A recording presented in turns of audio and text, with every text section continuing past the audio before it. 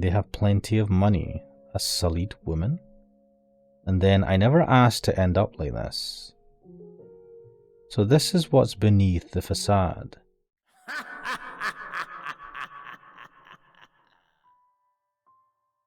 Hello and welcome. I'm Ash Mannix, and again, I'm playing the house in Fata Morgana. In the last part of the playthrough, I was kind of caught unawares. It turned, well, there was a bit of a twist and another twist. We were accused of actually being the white-haired girl, which was interesting. I was like, oh, are we? Kind of makes sense. And then it was like, no, that's not right. There is no white-haired girl. It was the maid all along. We're like, what? The stories have not been entirely true, if true at all. And that the real white-haired girl, so to speak, is the maid all along. The maid having, when the maid said that we were the white-haired girl, the maid had said that they were the actual witch of the mansion. But yes, we're like, was it an invisible voice? Was like, no. She is the white-haired girl, but she's not the white-haired girl. She is Giselle. She's not the witch. So I was just like, what the hell is going on? Genuinely caught unawares. I was expecting that. So things are getting really interesting. So let's just jump back into this. The Cursed Mansion. So I will hide my lovely avatar and jump in. Yes, let's do this.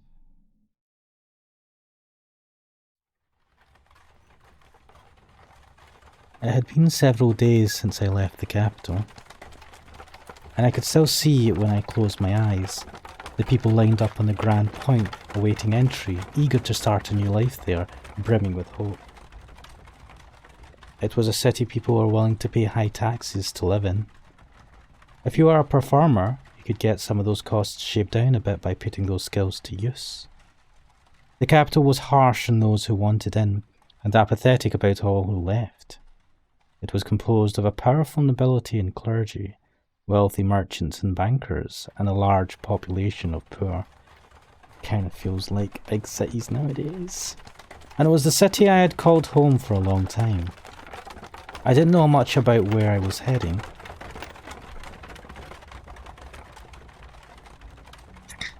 Oh dear, I'm just gonna open myself a drink. Giselle, the maid, or the white-haired girl, or the maid, who knows? It's getting foggy. Looks like it might rain. Maybe we should take a little break. You want to keep going? Oh, alright then. The coachman was frustratingly taciturn. He acted as though he had gotten stuck transporting a prisoner. Though that was hardly a stretch. From his point of view, I was nothing more than a criminal. Even the times he would acknowledge I had said anything, he made no effort to hide the scorn in his eyes. To pretend he didn't regret ever taking this job, and I would just fall silent again. The road was gradually getting narrower. We had long since left the paved city roads behind, and were now travelling along a couple of worn down groves in the forest. How did I end up here? Why was I being subjected to this? I was done thinking about it. The more I thought on it, the less fair it seemed. The more I remembered, the worse it hurt. All I could do anymore was close my eyes and weather the storm. Deep within the dense woods, a mansion appeared before us, like the world fading into view after a dream. It didn't seem to be an especially large house, but had obviously been constructed with a great deal of care, and it was thankfully not standing in ruins. This deep in the forest? The carriage came to a stop, and the coachman climbed down, signalling with his chin for me to get out. Thank you very much. You must be tired after such a long journey. This is the mansion I'm looking for, yes? But the driver didn't even acknowledge me, getting back onto the carriage and setting off into the forest. He seemed to want to get as far away from here as quickly as possible. He could have said something. Oh well. That was about all I could say anyway. Oh well. I couldn't blame anyone for my being here, or for his wanting to get out. I should get going, I guess. Getting a better look at it, the house's windows were, strangely enough, all shuttered. It was probably dark as pitch inside. Does no one live here? But if that's the case, then why was I? I placed my hand on the front door. Such a big door. What if I couldn't get in? I had no idea what else there was in the area. If the door didn't open, then I would die out here in the forest. I've come to accept much, but I was not ready to forfeit my life yet. Please open. It's not locked, I guess. The door was heavy, and though it seemed to protest my attempts to enter, it still opened much easier than I was expecting. I was worried over nothing. Looking in, I got the strangest impression that light was being swallowed up into the mansion's depths. Rather than going inside, I felt as though I was about to step outside the boundaries of this world. When I closed the door, it was so dark I couldn't even tell where I was walking. I wonder if the window's open. Though I managed to fumble my way over to the window, it was tightly shuttered and the shutters caked with rust. I was probably not getting it open without a fight. Darn, not a hint of light. I couldn't even see my hand waving in front of my face. I felt as though the floor would fall out from under me, and I would sink into eternal darkness if I didn't watch my step. Fighting back that fear, I slowly walked forward, tracing the wall with my hand. There was a door at the end of a long corridor. I pulled it open, and a wisp of bone-chilling air brushed past me. It was too dark to see anything, but I could feel something different present in this area than the rest of the house. Uneasiness gripped me. Hello? Is anyone there? Please don't tell me it's actually abandoned.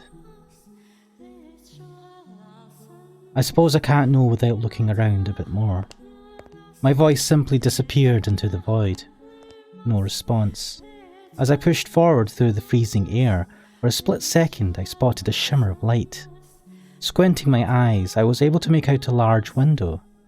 Unlike the others, it wasn't shuttered. What do we have here?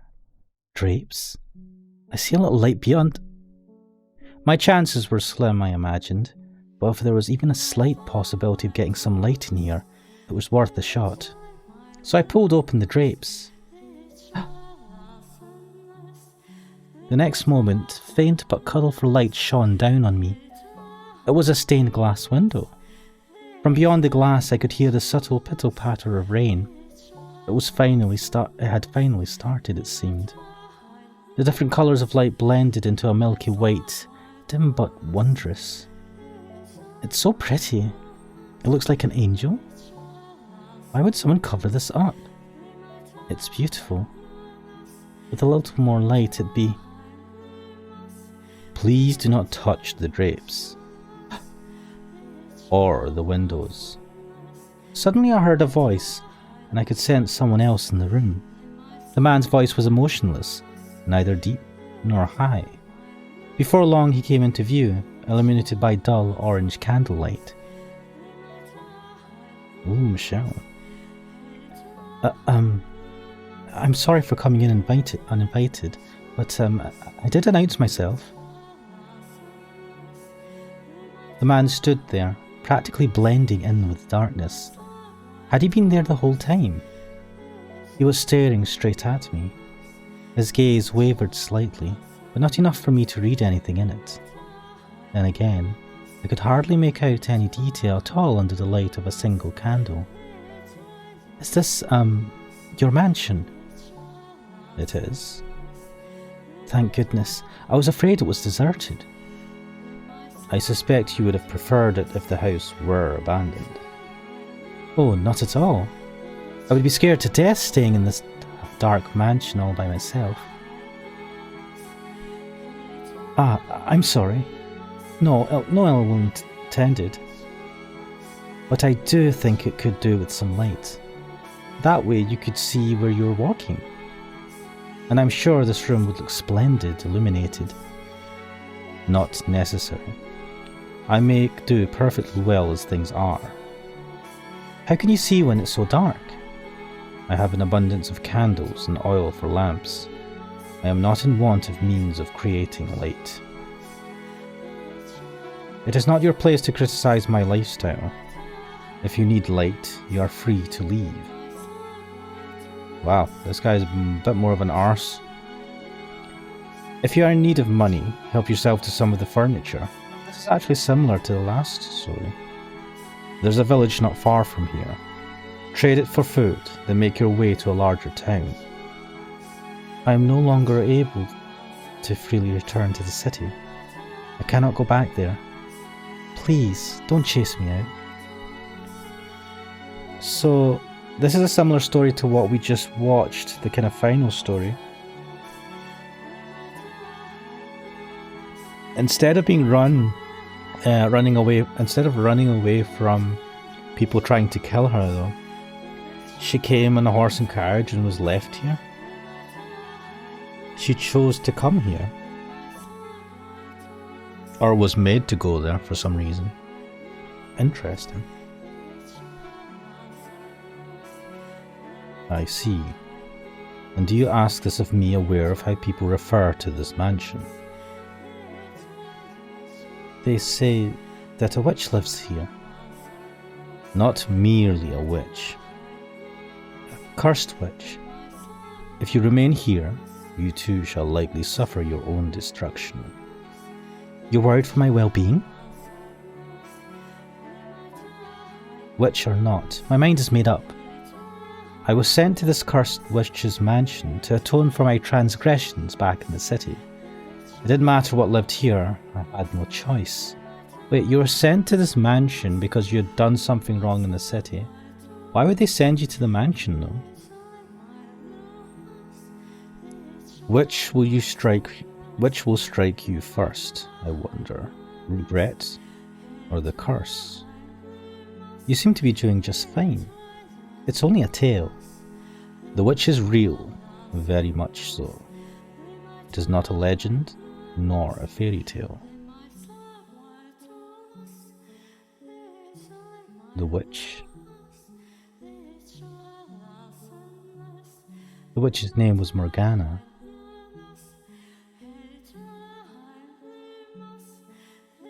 It's me.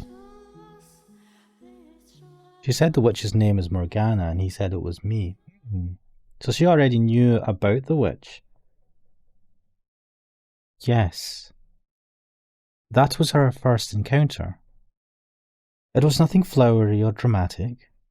It was rather laced with suspicion and weariness.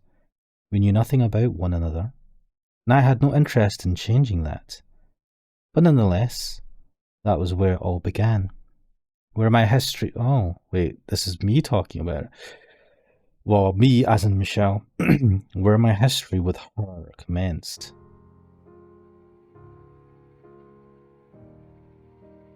Look at this. The woman had jade eyes. Open wide, they glimmered like jewels in the light shining through the stained glass window. She seemed to be at a loss for words. I wasn't lying, per se. The rumors said a witch lived in this house, and I was the only one who filled that criteria. Thus, said rumors could be interpreted to be talking about me. After staring at me dumbfounded for a few moments, the woman suddenly burst into laughter. Oh wow. You're always thinking you were kind of scary, and it turns out you're actually quite funny. What? I never would have guessed you were someone to tell such a ridiculous joke with a straight face. I wasn't You don't look at all like a witch. I mean, it's dark and I can't really see. But you seem to me like a rather handsome man. The word witch has broader meaning than just a woman who practices magic. Any unholy person with cursed powers, man or woman, can be considered a witch. I think I get what you're trying to say, but my mental image of a witch is definitely more a woman. So you're not a witch. To tell you the truth, I didn't know who might be here, which had me rather scared. But I think I can make this work. What do you... It's a pleasure to meet you, Master. Master? I was sent here from your old home. I was an Abigail for your mother, but, well, I might have made a little goof. What did you do? I froze the moment the word left her mouth. Home? It rattled around in my skull, shaking up terrible memories that almost brought me to my knees. Why, after all these years, were they reaching out to me now? And not even sending someone to bring me back, just sending someone. To what end? For what purpose had they shipped an Abigail out to this remote mansion? What was my mother thinking? Was this another one of her attempts to break my curse? What do you mean you made a little goof? My voice came out weak. I did my best not to let it show on my face. It was a teeny tiny mistake. Nothing you need to concern yourself with. Oh, now I'm curious. Come on. What did Mother say about me? Well, it was actually your father who told me to come here. I never really spoke to your mother much. Father sent you? That made even less sense. Why would he have? Did Father even know I was here? Wait, your father might not have even known you were here? What? No. If he had known, I would have been... Oh. Who was this woman? And what was her goal in asking us to stay here? Well, there you have it. I'll be here for a while. If you need me for anything, do not hesitate to ask. I'm confident I can handle most everyday tasks.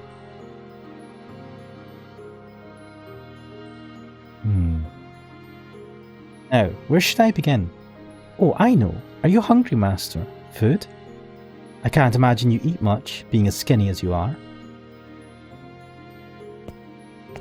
I turned my back on her without responding.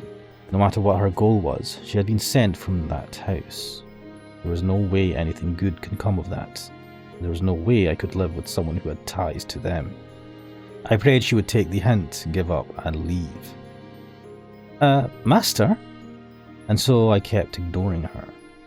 Master! Master! I ignored. Master!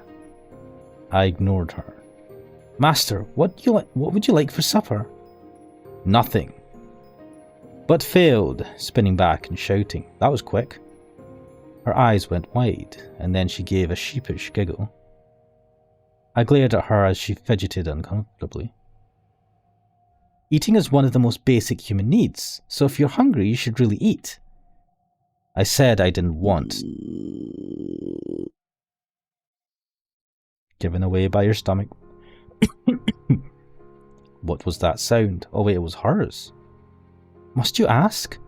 It's not a very polite thing to ask a lady, you know. Huh?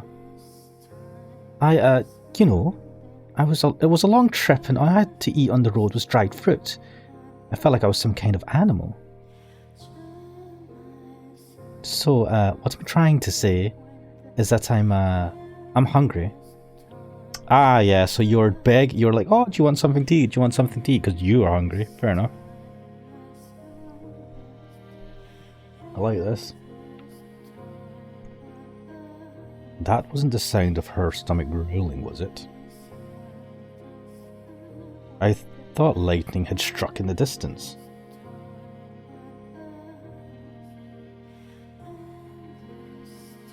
And would like some supper. The kitchen is at the far end of the hall on the first floor. There's food in the cellar. Help yourself to any of it. Thank you so much. I honestly feel like I haven't eaten in days and I'm about to die of starvation. Oh, and I shouldn't need any help finding it. I plan on exploring the house anyway. It's rather exciting being in a new place. Ugh. Damn it. That did not go as planned. Oh well. She can do as she pleases. I'll have nothing to do with it. Oh, Master. Are you sure you don't... No. Master. What is it now? My name is Giselle. It's a pleasure to meet you. And your name, Oh, Master, you... I actually left that room that time, making my way back to my chambers. At some point, I would seriously have to chase her out, especially considering she had come from that house. But regardless, I was not terribly fond of her. Ah, what a romantic first meeting, eh? So this is the true story. Not as fanciful as the one we saw before. I didn't really understand Michelle, but that was probably because we were still essentially strangers. Having been sent to the mansion as reparation for my mistakes, I wasn't sure who I might find there. What were her mistakes for her to be fired out into this remote mansion? I wonder. I wonder. But I was tentatively convinced he wasn't a terrible person. He didn't do anything to me, except stay away. Michel spent most of his time in his chambers, which he had told me to never enter under any circumstances, so we rarely encountered one another in the halls. For that reason, I made an effort to be kind and cheerful on the sporadic occasions we did cross paths. I figured if I kept that up long enough, he would eventually warm up to me. And as new housemates, being able to enjoy our time together was obviously preferable to the alternative. If I did manage to break the ice, I hoped we would be able to do some talking about the mansion, about him, about me. I just had to keep working at it. Michel didn't need me to take care of him. He handled his own day-to-day needs and activities by himself, and in fact, he didn't ask me for anything. An aristocrat who had no use for his servant. I hadn't met anyone like him before. Alright then. That meant about all I could do was clean. I wasn't sure how his room looked, but the rest of the house was quite frankly an absolute disaster. The dust was so heavy it was obvious it hadn't been touched in years. Let's get started. It couldn't be healthy to live in these conditions, so I set out to clean each room in the house one by one. That said, it wasn't going to be an easy task. Not because I was bad at cleaning, in fact, I considered myself quite good at it, but because it was near impossible to find all the dust and grime that needed cleaning under the flickering light of a candle. I can't understand how anyone sane can live in this dark.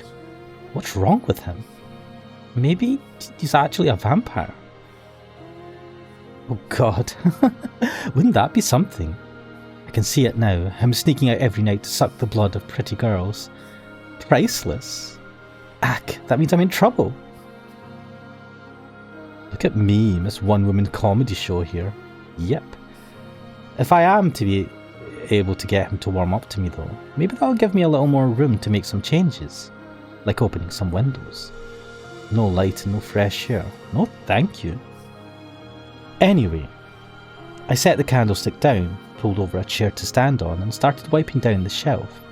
The chair's legs seemed to be uneven as it wobbled slightly beneath me. So many books. I wonder, did they all belong to him?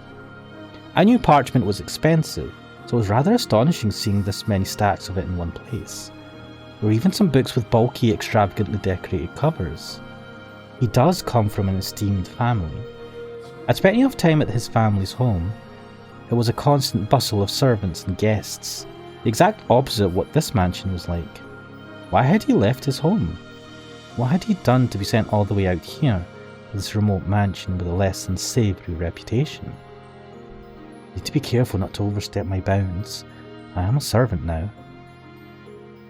A servant? Wait, what? You were an Abigail and now you're a servant? Is that different? But once the thought had crossed my mind, I couldn't get it out. I'd always had a bad tendency to chase my curiosities as soon as they struck, pushing to scratch the itch no matter how much my actions annoyed others. I couldn't do that here though. I was simply a servant, and if I got on Michelle's bad side, I risked getting thrown out. I wonder what kind of books he's got in here. So I attempted to distract myself. I grabbed one of the books and attempted to pull it out. But the strings binding the parchment must have gotten tangled at the back. But what? Because the books on either side tilted back with it. Ah! And then the entire row came crashing down on top of me. Ow! Oh, for cripe's sake. I'd fallen off the chair, and a downpour of books was still coming down on me. A mountain of dust with it. Seriously? What are you doing? But... Suddenly Michelle was there, looking down on me from a little ways away. There was, as usual, not much I could read from his expression, but I could hear a vague trace of exasperation in his voice. I was doing some cleaning and... Impressive work. I'm usually better than this. It's just so dark, mistakes should be expected. I really think we should open some windows, Master. Get some light, some air flowing through here. I never asked you to clean anything. You did this entirely yourself. But there's so much dust. It can't be good for you. I am perfectly healthy. I don't see the problem. Had he even seen himself? No way someone that skinny was perfectly healthy. Like you have something to say. Can make out my face in this darkness? You know, I wanted to be useful, and cleaning is about all I can do here, so, you know. I was sensing something else, but alright. He let out a sigh, stepped over toward the pile of books, and then reached his hand down for me. Ah! I suddenly felt a pang of embarrassment about the fact that I was still splayed out on the floor, but I raised my hand up to take his, only for him to pick up a book instead. Oof. You could at least help me up. You have legs? He said, casually returning the book to the top shelf. Maybe I was wrong. Maybe he was a terrible person.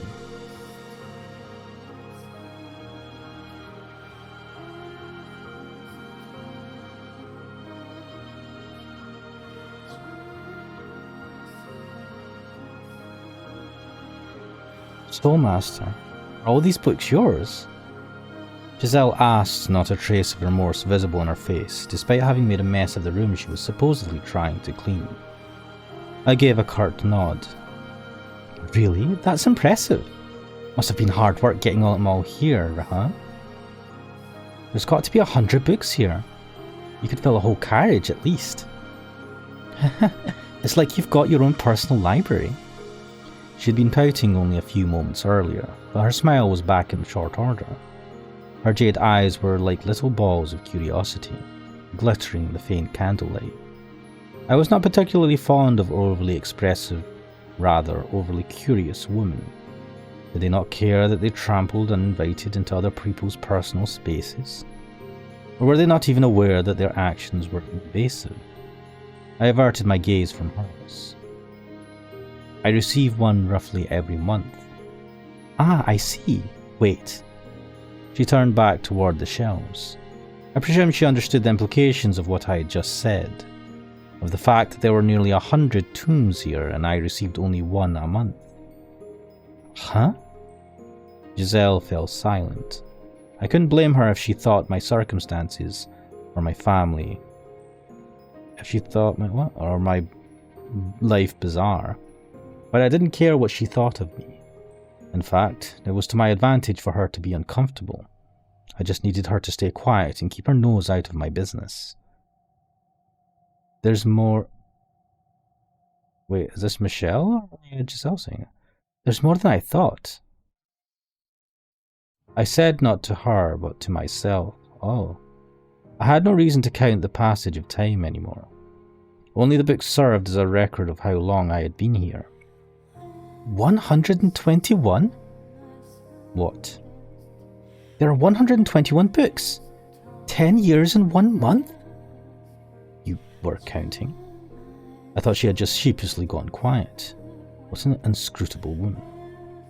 You've been here in the mansion for that long? All by yourself? The truth was, there had been times when I wasn't alone. But Giselle had no need to know that. What? Now I'm curious about that. You already know the answer. A look of pity formed in Giselle's eyes. Enough. I never asked for her sympathy. I am here by choice. You mean you weren't banished here?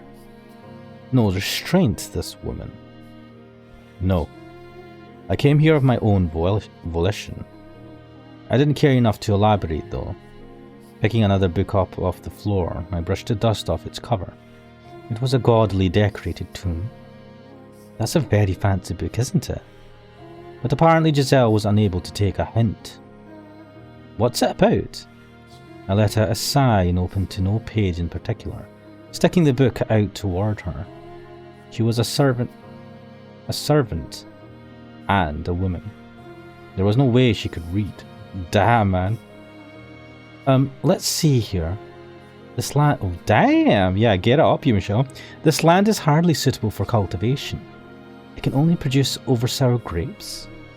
I would probably get more out of it if I tore down the fields and made it into a market. Sounds like a lord's diary. You can read? I was caught slightly off guard. It was rare for a noblewoman to be able to read and write, let alone a servant. Was she truly what she claimed to be? I had someone to teach me. So, is this book any interesting? It's dull, worthless tripe. I can't imagine why anyone thought it was worth binding. It's a tough crowd. But it's not very often you get to see a lord's diary. I'm rather curious what kind of things he griped about. Lord or king, what value was there in another's grumbling? There was no knowledge contained within that book, just emotions, unsightly scribbles. There was nothing more exhausting in this world than being emotional. If you want to read it, be my guest. That wasn't my intention, but alright. Once I've got the whole mansion cleaned, I'll read it. I told you, you don't have to clean. Oh, I've got an idea, Master. If you're interested, maybe we could read together. Did you hear a word I just said? It's dull, worthless tripe. Still, you might see it differently if you read it with someone else. And I'm sure there are some books here you would enjoy, Master.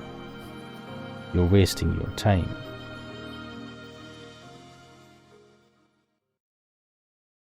The suspicion and restraint budding between us was trite and insignificant at that point. She was still smiling after all. If I had been able to maintain that distance, then perhaps I wouldn't have ended up hurting her. Ooh.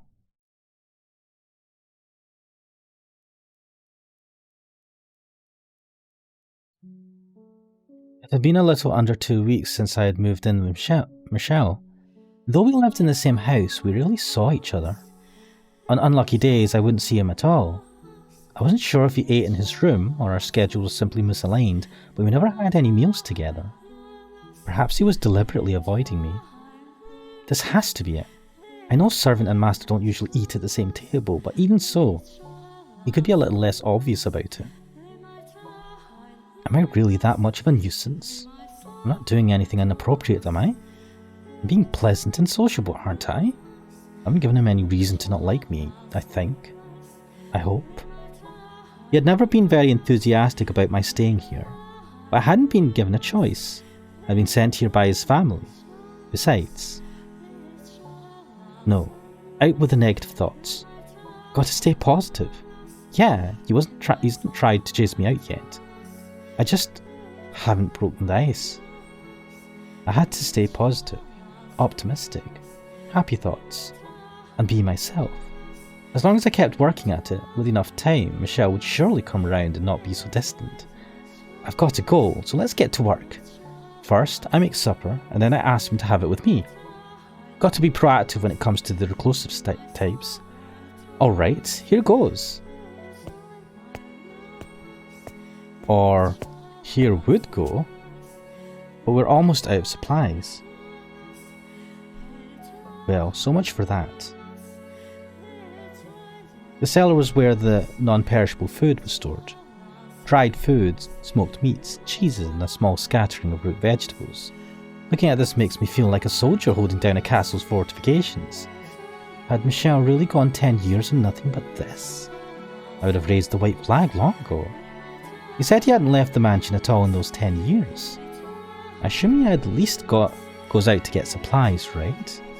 Running out of food is kind of a life or death matter. I can't believe he hasn't set foot aside even once, and... What are you babbling on about? What? Oh no, he overheard me. I assumed you were talking to someone. Huh? Does anyone else live here, Master? I haven't seen anyone. It is just the two of us. Alive, anyway. You mean there are ghosts? Something of the sort. There you go again with the jokes. I'm not a child. You're not going to trick me like that. There are adults who believe in such things. I suppose. But I don't really believe in ghosts or demons or curses or any of that. The church just tries to convince people they're real so they can squeeze more money out of them. Am I going to have to turn you over to the church, you blasphemer? No. I pray every day, honest. I don't particularly care either way. I'm returning to my chambers. What, already? You didn't, come down for food? I only came down because I heard voices. A moment. Please just wait a second. What? Our stores are almost empty. What do you normally do when you need more food? I'll happily accompany you on a trip to the market. Already? That was fast. There are two of us.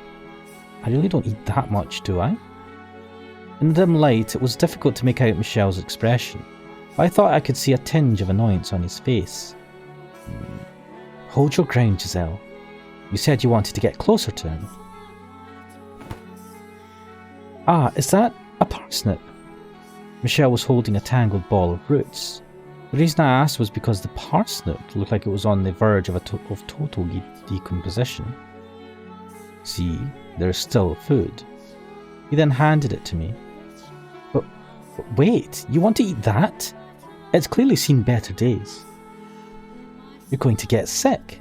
Or are you telling me you can survive on rotten vegetables? Of course I won't eat it. I just figured you were hardy enough to survive. What do you think I am? No, he is definitely a jerk. Or that the resulting diarrhea might reduce your appetite. You're kidding, right? You can't be serious. Anyway, we should bury that outside. Then we can go purchase fresh supplies. I told you, I don't go outside. Then how do you... Huh? A visitor? Who could it be? Perfect timing. You're a servant. Make yourself useful and go retrieve the package. If it's not a delivery but a wanderer, chase them off. What package? But master? Hold on a second. What are you talking about? He's gone. What kind of delivery is he expecting? Michelle stood there unmoving, veiled in shadow. He glanced over at me, then threw his gaze to the front door. Huh? At his command, I raised the bar, pulling open the door. After nearly 2 weeks inside, the light from the setting sun almost blinded me. The world went white, my head pounding. After a few moments of intense blinking, my eyes acclimated themselves to the evening sunlight. There was no one outside. Only a crate easily large enough to fit a child. Is this the package? Master. I turned back to face Michelle, but he wouldn't meet my eyes. Though it seemed more like he was avoiding looking at the light than at me. He's starting to seem more and more like a vampire. Not that I believe in vampires, of course. Regardless, I pray there's nothing bad in here. That's heavy. Master, can I get some help? Gee, thanks. What an asshole. I am a servant, admittedly, but this is a lot to ask of just one girl. A lot of help would sure be nice. Once it's inside, close and bar the door, he said dispassionately, his head still turned toward the darkness. As you wish, master.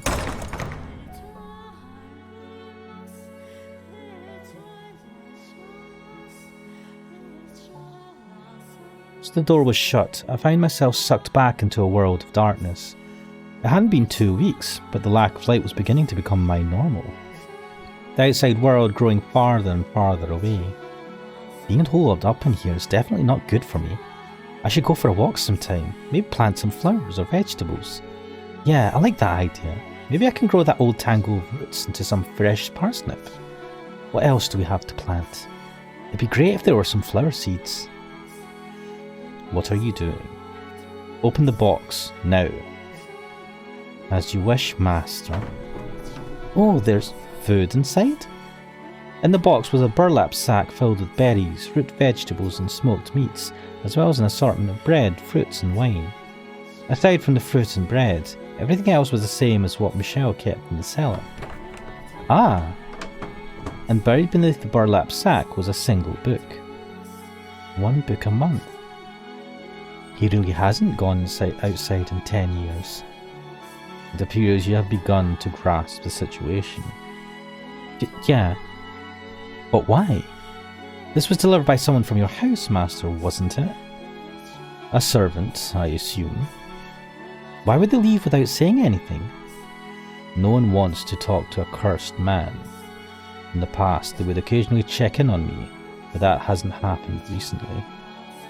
They think you're cursed? Ah, right. You don't believe in curses. Then come up with your own explanation.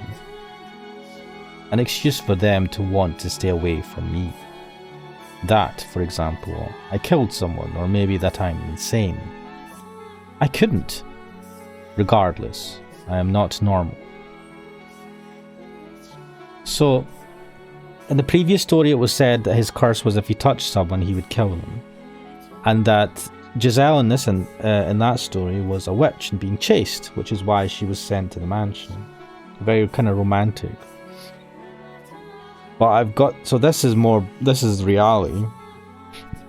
So she was sent there because she had done some oopsie at the main house, and he's been sent here for some reason as well.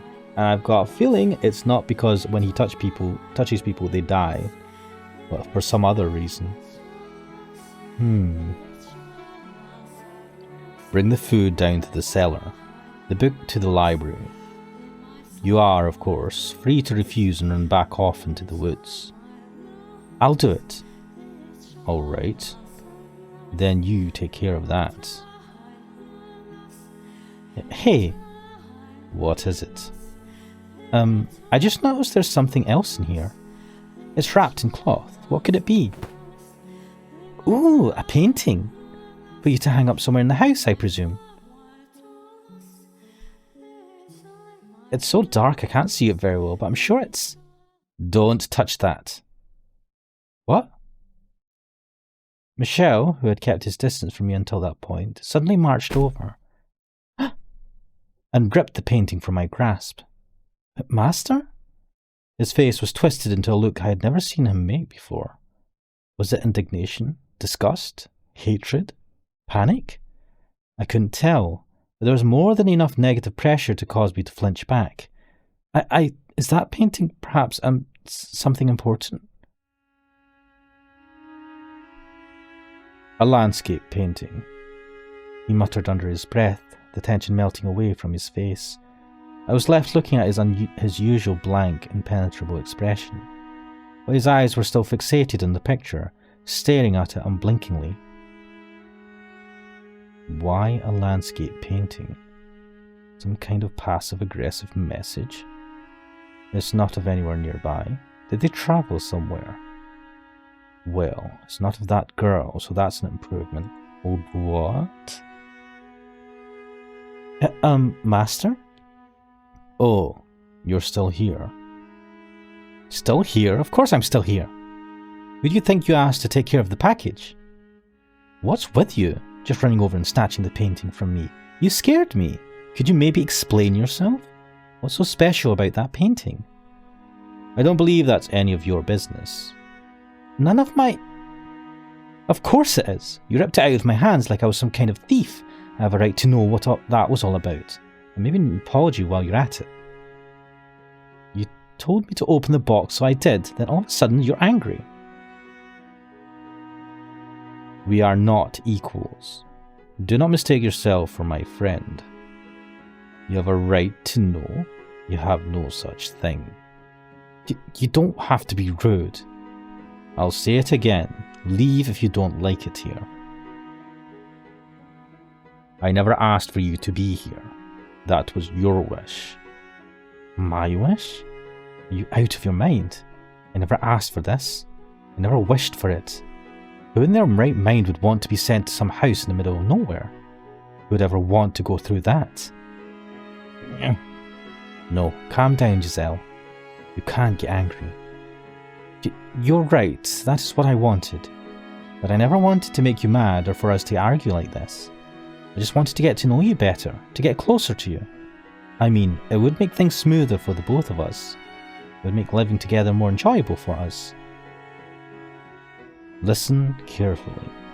This is very important for you to understand. Do not try to involve yourself with me. Do not go probing around for information. And if you can't do that, leave. I completely shut out. The glare he was giving me and the standoffish aura he was emanating were reflecting in his tone of voice. Why? Why did he try to push me away like that?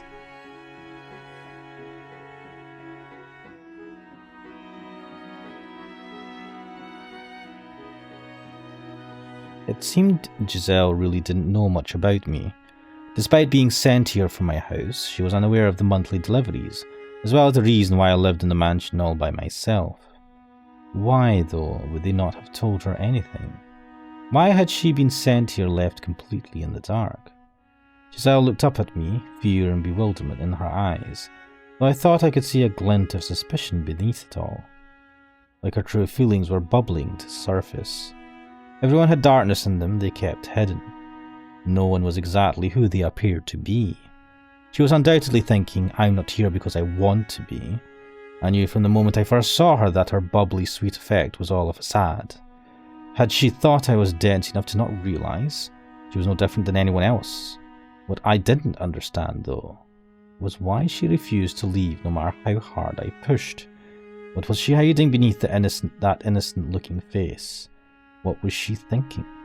What did she carry on her shoulders? Everyone is hiding something, deceiving those around them.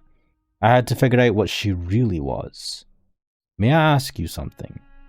Yes?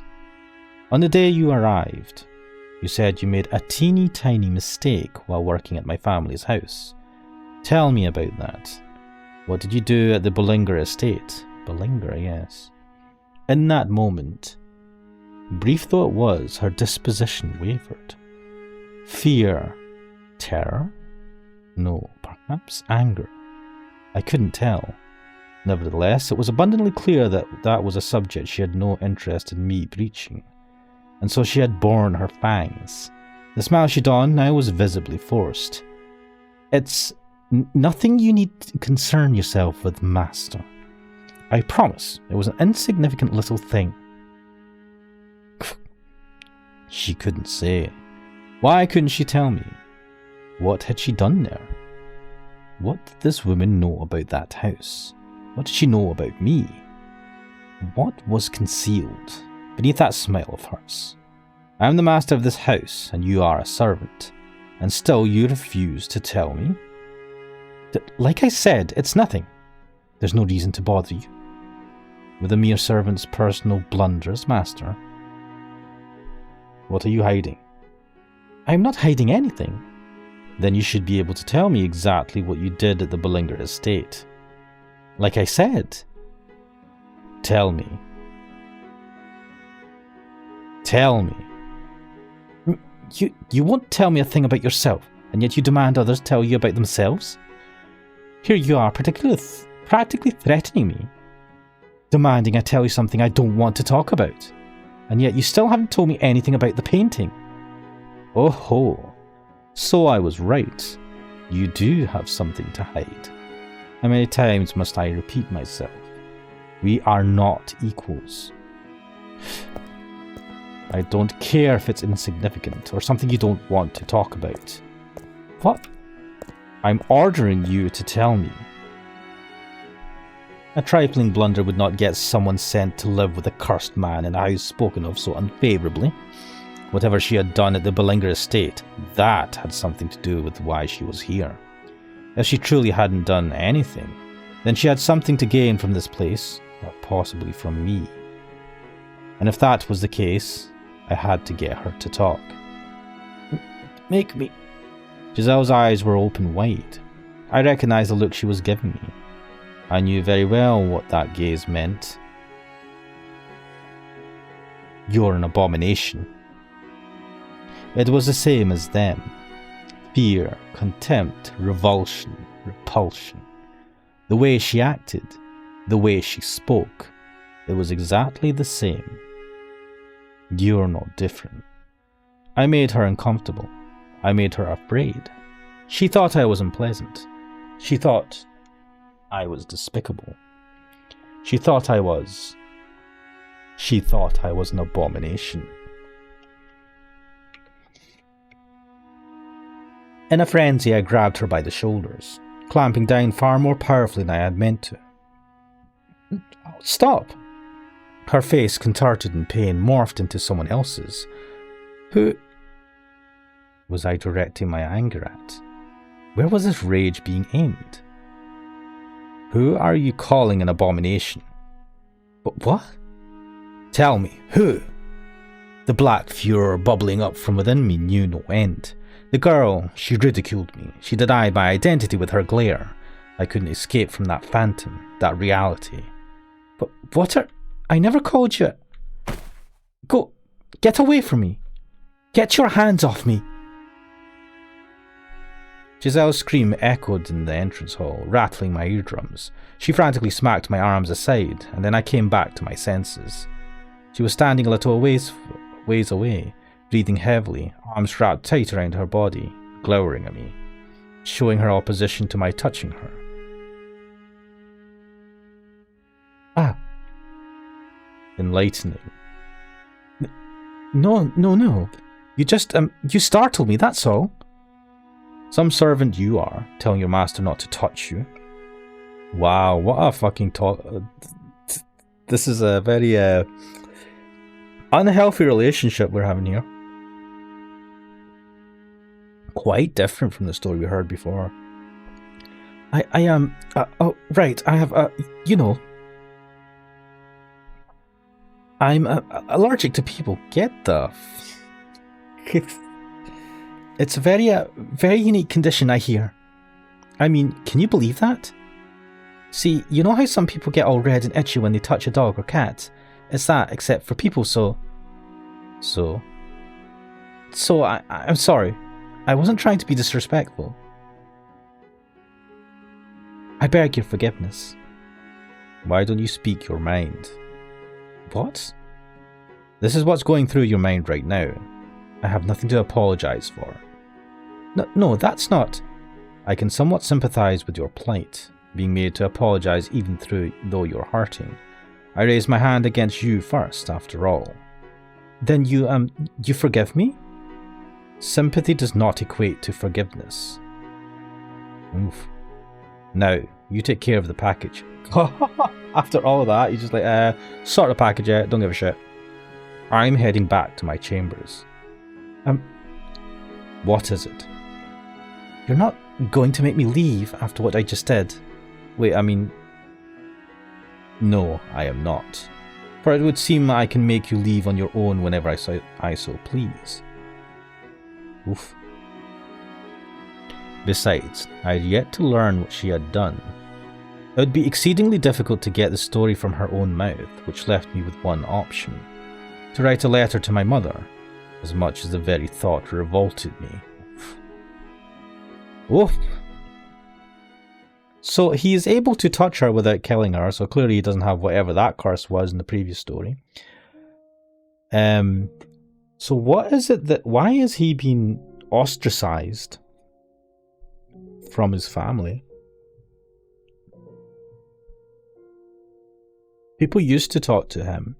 They used to come in. So he's not got something that's like spreadable in the air. Otherwise Giselle would have been affected by now, I would assume. I wonder. Right. Several days had passed since the package arrived. The end of my 3rd week living in the mansion was drawing near. Michelle wasn't getting any friendlier either. He continued to either snub or bluntly dismiss me whenever we crossed paths. I didn't understand why he acted that way around me. But there was little point in asking when he seemed to think there was little point in talking to me at all. Although at first I had been sure there was some way to get him to warm up to me. The more time I spent in the mansion, the more my willpower began to feel like it was at its breaking point. I could tell myself to stay positive until I was blue in the face, but it would only work for so long.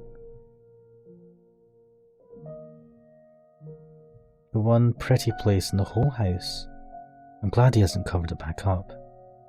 Blue moonlight shone quietly through the stained glass window, vainly illuminating some of the room. I hadn't noticed until now, but the room with the stained glass window appeared to be modelled after a chapel. Rows of pews faced the window, below which sat what used to be a pulpit. There was very little left of it though, and an awkward length of silver was mounted to the pulpit's front face. What was, I assumed, formerly a cross.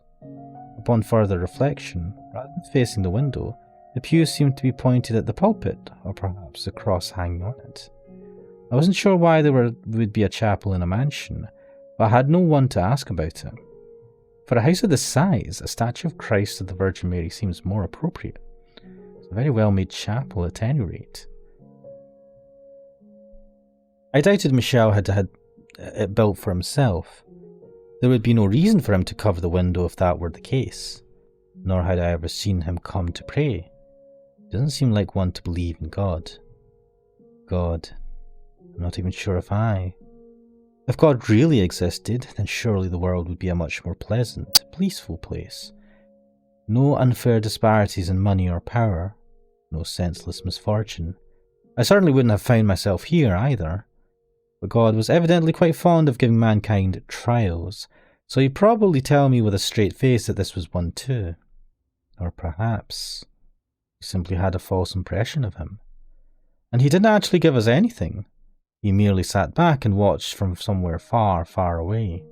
It wasn't his job to bring peace to the world or ensure our laws were fair. It was all mankind's responsibility. What is God? What are angels? I have no idea. Maybe the Bible has answers. Why should I pray to someone so far away? How do I know my prayer is even getting there? But still, it's not like I have any other options.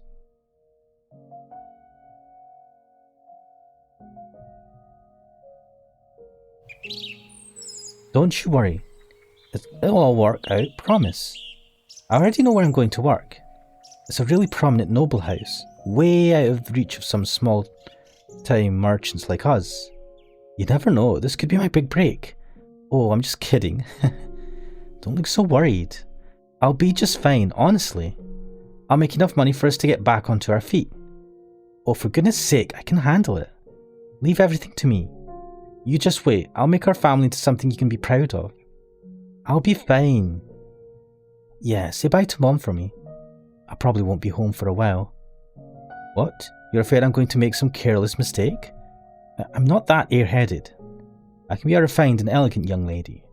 Those nobles won't even know what to believe anymore. If you don't believe me, how about I give you a little taste? Ahem. How are you doing this fine morning, master?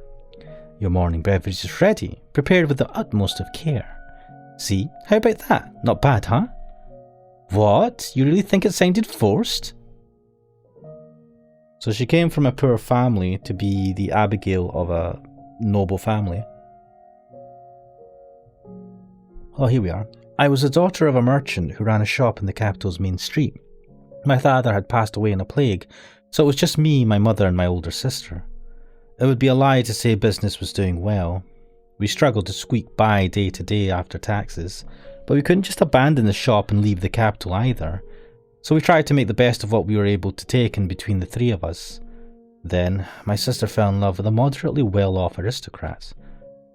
Both my mum and I were supportive of her and her desire to marry, but their union almost fell apart because she was not suitable for him. Burn. Merchants were hardly the lowest class. What we lacked instead was wealth. We needed another source of money beyond that what the shop took in. If only we had money, my sister could get married. If only we had money, my mum wouldn't have to work so hard. If only we had money. It was then that someone from the distinguished Bollinger estate approached me. He said they were in need of Abigails and would love to have me. He said that if I agreed to work for them, the Bollinger estate would take care of my family. Generally speaking, noble houses took Abigails from other, lower-ranked noble houses. It was unthinkable for someone of my status to receive such an offer, so I took it as a once-in-a-lifetime chance and accepted the offer. Wait, so they usually take people as Abigails from lower nobles families, and she's like not of a noble family, so this was a chance for her. Okay, fair enough. I just pray that nothing bad happens to my sister, and that Mum is getting enough money to live comfortably. That's all I can do. They're nobility. They have plenty of money. Enough to spare some. Yeah, I wouldn't keep your hopes up high. The light shining through the stained glass window began to grow murky, fading into blackness. It felt like a message from on high, that no, my prayers would not be answered. The bluish-white illumination shining down upon me disappeared as clouds blocked the moon. Oh, come on. You don't even want to look at a sullied woman like me? Oh, for heaven's sake. I never asked to end up like this. Money, money, money. Realistic.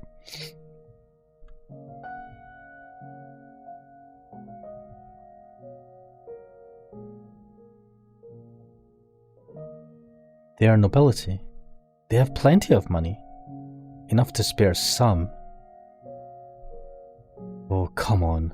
You don't even want to look at a sullied woman like me? Oh, for heaven's sake. I never asked to end up like this. Giselle was sitting at one of the pews in the room with the stained glass window. Just looking at her, you might have thought she was offering a prayer, but the words coming from her mouth were anything but prayerful. They were filled with resentment. They have plenty of money, a sullied woman? And then I never asked to end up like this. So this is what's beneath the facade. Most likely, money is what she's after. All I need to do now is confirm my suspicions with them. Just what awful secrets will I uncover? I think, and this is just a stab in the dark, if the father was involved and he was surprised by the father, I wonder if she got involved with someone in the family and had an affair with them or something. Or they had an affair with her. I don't know though, but why would they banish her to this place? Is she pregnant? Could that be it? Nah, I'm clutching at straws here. Jumping the gun. I gave Giselle, sitting in the pew with her head drooped, a cursory glance before leaving the chapel. I had somewhere else to be. Oh, where's that? The entrance? Outside? The bitterly cold outside air felt like dozens of needles flowing into my lungs. It had been so long since I had stepped beyond the mansion's walls. A thick mist canopied the night sky, blocking out the moonlight. Naturally, the heavens did not rejoice at my leaving the house. It had been 10 years since I had seen the mansion from the outside, and it hadn't changed one bit. A gloomy scar upon the earth, shrouded in darkness. Hardly the kind of place someone would enthusiastically approach. Nevertheless, it was better than that house. What is he up to? What? Oh! Who is this? I remember in one of the stories there was a little hut they had made, but it looked different from this one. Who is this character? Yes? Who is it? Michelle. But what? Michelle Bollinger? Just one moment. I'll be right there. Wait, who is this? Come in. It's a humble abode, but make yourself at home. Right, so they know who Michelle Bollinger is. It's a man. Wow, I must say this is rather unexpected. Just one word and I would have been up there in a heartbeat. And how was I supposed to do that? I am regrettably fresh out of carrier pigeons. Right, yes. My apologies. This man, living in a small cottage not far from the mansion, had been hired by the Bollinger family. His job? To watch over me. That said, we never actually interacted. He was tasked with keeping track of whether I was still alive, and whether I remained in the mansion. What? What the flip's going on here, man? The monthly package for my family was delivered to him, which he then passed on to me. It was insipidly convoluted, but it was indicative of how much they wanted to avoid anyone learning about me. Wait a minute, are you an illegitimate child? Is that what this is? Well then, what can I do for you? The manservant was visibly rattled, afraid too. But not because of the difference in our social ranks. I had a pretty good idea what he had been told about me. He was afraid of me. Or more specifically, my curse. Okay, no, so he's got some sort of curse. I wonder what the hell the curse is. People fear that which they cannot comprehend. Not just children, adults as well. They fear demons, witches, curses, anything impure or not of this world. But I had long since gotten used to being viewed as such. It didn't sadden me.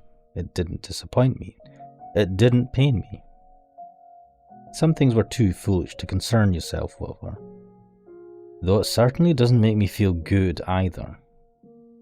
I was on some level annoyed. That woman's appearance at the mansion had created ripples in my once tranquil life. So before I got into the real reason for my visit, I decided to take out a bit of my frustration. Raise your head. There's no need to be afraid. I don't know what you've been told, but I promise I don't bite. How rude of me. You're right. My sincerest apologies. Your job is to keep watch over me. If the mere sight of me has you trembling, what will you do if I try to run? I would have little trouble escaping. That would be quite unfortunate. What would I ever tell your mother? I'm not sure that would end well at all. You could lose everything you've been paid so far. In fact, you might be lucky to get out with your life. Surely your mother would not. You are aware of who you're dealing with, right? Michelle, the cursed youngest son of the Bollinger family, who made a pact with the devil. I don't need a blade to take your life. You wouldn't even make it back to report anything. Wait, what? You made a deal with the devil? The youngest son of the Bollinger family? What on earth? Have mercy, Lord Michelle. Please do not leave the mansion. Please, spare me. Only joking. But what? I don't have the power to kill by way of curse. The man fell silent, but the look on his face said, You are cursed though, aren't you? Once someone's got an idea planted in their head, it's nigh impossible to get rid of it. I am so cursed that anyone can see it, that I need to be locked away in a dark mansion. What? Have you just got a disease? He's constantly kept in a dark mansion, hardly goes out, and he likes to stay in the dark. So I mean, that's probably what it is. He's got some sort of disease that you can easily see. Whatever it is in the light. I'm here because I had a question for you, not to warn you that I plan to run away. A question? For me? Yes. Approximately 3 weeks ago, a black-haired woman came to the mansion. Tell me what you know about her. I was told there would be an Abigail coming, but that's all. I don't know anything else about her. I swear, that's all I know. I haven't been told anything else. I believe you. I never thought they would tell you anything. Right. He had been hired to observe me, but that's all he was, a hired hand. He wouldn't be privy to the Bollinger family's internal affairs. Take this. A letter? I need you to deliver it to my mother. You could have just left it in the box from this month's package, and I would have collected it when I dropped off the next one. I am in urgent need of information. Will you do this for me? Yes. Why, yes, absolutely. I'll fetch a delivery boy tomorrow morning. Much appreciated. Good night. You too. Do take care.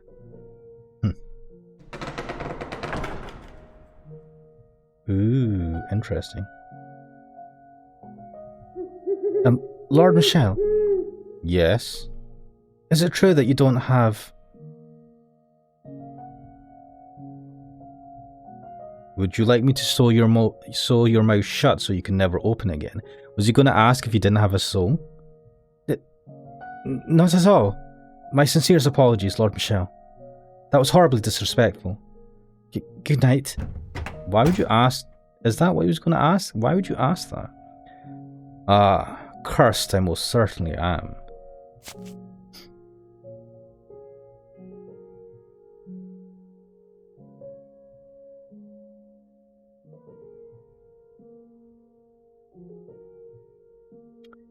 Right. I think...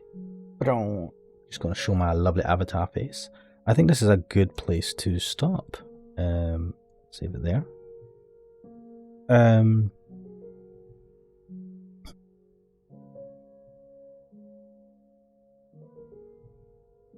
But yes. Wait, where can I go back to the... Nope.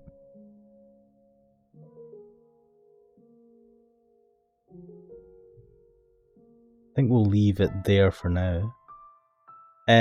Interesting stuff. So the relationship between the two of them was a lot more realistic and a lot more spiky, with Michel being quite hot-headed and losing his temper a lot, and Giselle being a more curious and, I'm not going to say arsey, she's like strong-willed and not pushy to a degree where she's pushing him to try and get more information.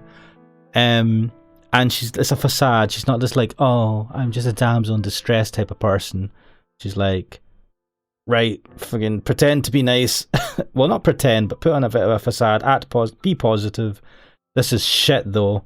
Like a much more grounded, realistic character.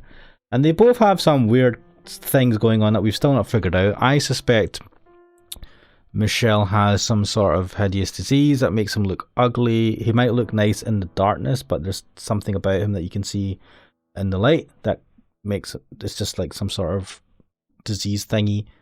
And I think with Giselle, I think she might have got herself pregnant potentially from someone in the family. I'm just trying to think why they would want to hide her away in a remote mansion. And I think that may be it. It could be anything though. She's not giving any clues as to what it is though. But things are intriguing. I'm curious to see where this goes. But I think we'll leave it there for now. This was the house in Fata Morgana. I am Ash Mannix, and hopefully I'll see you again sometime soon. Bye bye.